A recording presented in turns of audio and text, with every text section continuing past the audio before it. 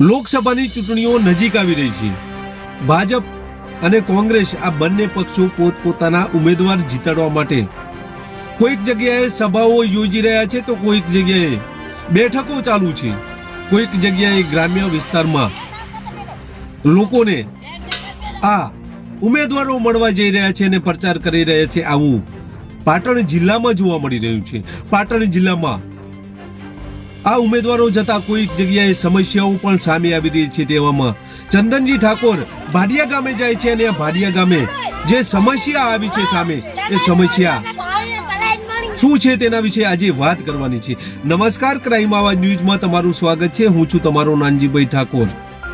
વાત છે પાટણ લોકસભાની। પાટણ લોકસભામાં હાલ ભાજપમાંથી ભરતસિંહ ડાભી છે, ત્યારે કોંગ્રેસના ઉમેદવાર ચંદનજી ઠાકોર છે। આ બંને વચ્ચે જંગ જોવા મળી રહ્યો છે। આ બંને પક્ષો પોતપોતાના ઉમેદવારો જીતાડવા માટે પ્રયત્નો કરવામાં આવી રહ્યા છે। ત્યારે આજે ચંદનજી ઠાકોર રાધનપુર વિસ્તારમાં હતા, ત્યારે રાધનપુર વિસ્તારમાં જ્યારે ભાડિયા ગામે ગયા અને ભાડિયા ગામે જે પ્રશ્ન લોકો લઈને આ ચંદનજી સમક્ષ આવ્યા હતા, તે ચંદનજી આ પ્રશ્નને જોઈને પોતે નારાજગી દર્શાવી હતી અને સરકાર સામે આક્ષેપો કર્યા હતા। અને જો હું સાંસદ બનીશ તો લોકોને પ્રાથમિક સુવિધા પાણીની મળી રહે તે માટે લોકોને કહ્યું હતું અને પોતાના પંજાના નિશાન સામે બટન દબાવવાનું કહ્યું હતું। તો આ પ્રથમ તેમનો આ વિડીયો જોઈએ।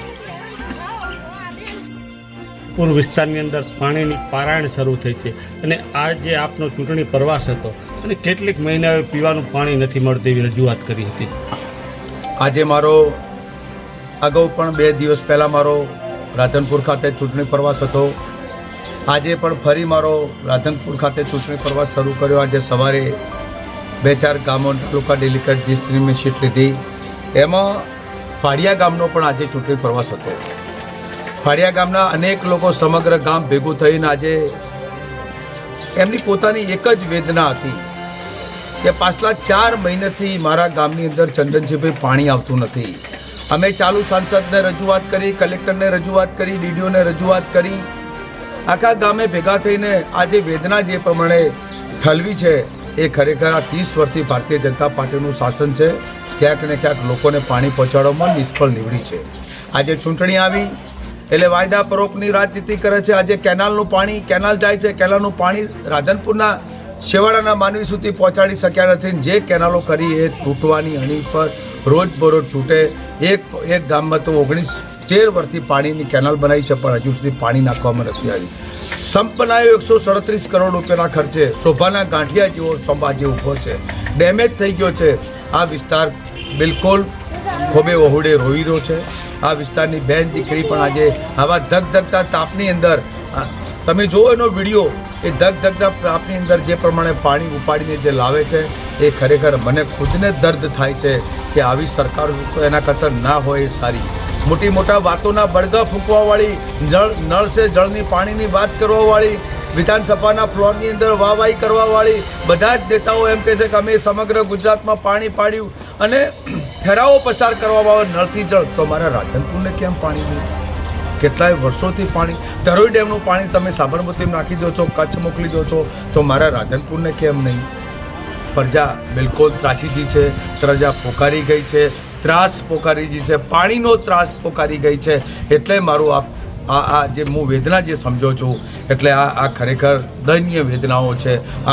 આપને વિનંતી કરું છું કે આપ આ ટીવી મીડિયાના માધ્યમથી લોકો સુધી સંદેશો પહોંચાડજો અને આ ચૂંટણી આવી છે, આ ચૂંટણીનો જવાબ 7મી તારીખે ખરેખર આપવો જોઈએ। હું આ વિસ્તારનું પાણી લાવવા માટે અથાગ પ્રયત્નો કરીશ। જે ડીઆરડી શાખામાંથી જે નહેર દ્વારા જે પાઇપલાઇન અંદર જે પાણી નાખવાનું થશે એ પાણી નાખવાના પ્રયત્નો કરીશ। સંપ સારી ક્વોલિટીવાળો બનાવી નવો બનાવવાના પ્રયત્નો કરી આ વિસ્તારને સૌથી પહેલાં સાંસદ બની તો સૌથી પહેલાંમાં પહેલી મારી પ્રાયોરિટી છે આ વિસ્તારના ગામડાના ઘર સુધી પાણી પહોંચાડવાની મારી પ્રાયોરિટી છે। એટલા માટે જે પ્રમાણે આજની સ્થિતિ છે એ દયનીય સ્થિતિ છે, મારાથી જોઈ જતી નથી।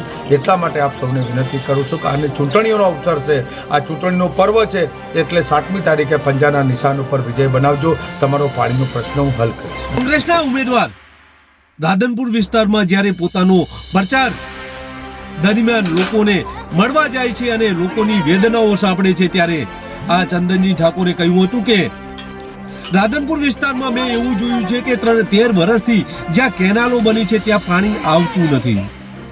સંપમાં 137 કરોડ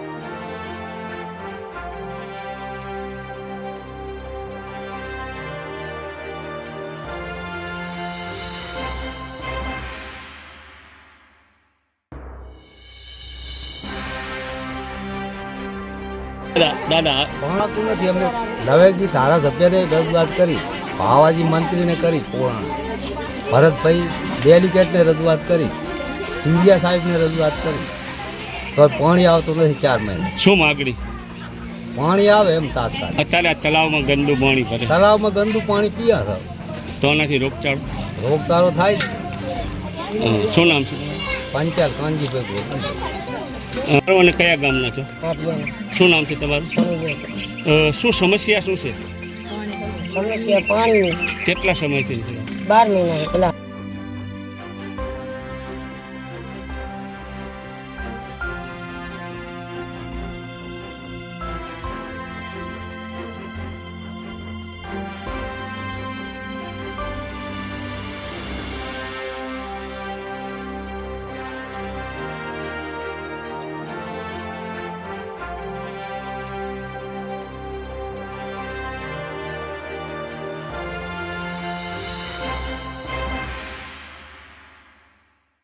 પાણીની કેટલા સમયથી છે?